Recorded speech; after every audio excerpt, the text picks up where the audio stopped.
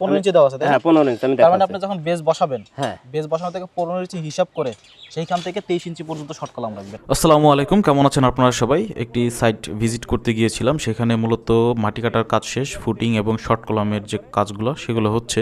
কলামের মেইন ডটগুলোকে উলম্বভাবে দাঁড় করিয়ে রাখা কিংবা বিল্ডিংয়ের সমস্ত লোডকে ফুটিংয়ে ছড়িয়ে দেওয়ার জন্য মেইন ডটের গোড়ার হুক বা মাটাম দেওয়া হয়। সাইডটি এটা কত কত করে দিচ্ছেন ডিসটেন্স? 5 5 ইঞ্চি, মাঝখানে 7 আর ওইখানে মাঝখানে 5। আপনার ওই বিমের পরে যায় আমরা 5 ইঞ্চি বাঁধে, তারপরে মিডল 3 ভাগে ভাগ করে নেব। মাটামের দৈর্ঘ্য হলো 15 ডি হলো ওই রডের ডায়া, এবং সেটা যদি বিমের ক্ষেত্রে মাটাম ইউজ করি সেটা হবে 10 ডি। তো আমরা চেষ্টা করব যে এক্সিস্টিং গ্রাউন্ড লেভেল এবং যেটা আছে হলো যে বাড়ির প্লিন্থ লেভেল যেটা, সেটাও কিন্তু মেনটেন করে আমাদের শর্ট কলামটার সাইজ নির্ধারণ করতে হবে। আমরা কিন্তু দেখে থাকি যে ফুটিংয়ের ক্ষেত্রেও সিঙ্গেল জালি হয়, আবার কিন্তু কিছু কিছু ক্ষেত্রে ডাবল জালিও হয়।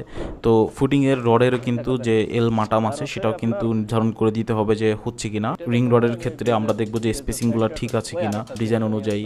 নিচে, মধ্য প্রান্ত এবং উপরের প্রান্তে, তিনটা প্রান্তে কিন্তু ঠিকভাবে রিংগুলো বাঁধতে হবে। যারা বাড়ি নির্মাণ করতে চাচ্ছেন তারা অবশ্যই চেষ্টা করবেন সাইটে একজন সুপারভাইজ রাখার জন্য, যারা সবকিছু ভালো তদারকি করবে এবং দক্ষ ইঞ্জিনিয়ার দিয়ে সাইটটি ভালো করে পরিদর্শন করানোর জন্য, যারা দেখবে ডিজাইন অনুযায়ী কাজটা ঠিক মতো হচ্ছে কিনা। তো ভালো থাকবেন সবাই, ধন্যবাদ সবাইকে। যে কোনো প্রয়োজনে আমাদের সাথে যোগাযোগ করতে পারেন। আল্লাহ হাফেজ।